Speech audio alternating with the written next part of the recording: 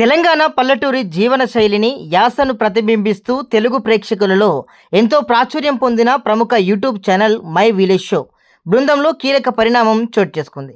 ఈ ఛానల్ విజయాల్లో కీలక పాత్ర పోషించిన ప్రముఖ యూట్యూబర్, నటుడు అనిల్ జీలా ఆ సంస్థ నుంచి అధికారికంగా తప్పుకున్నారు.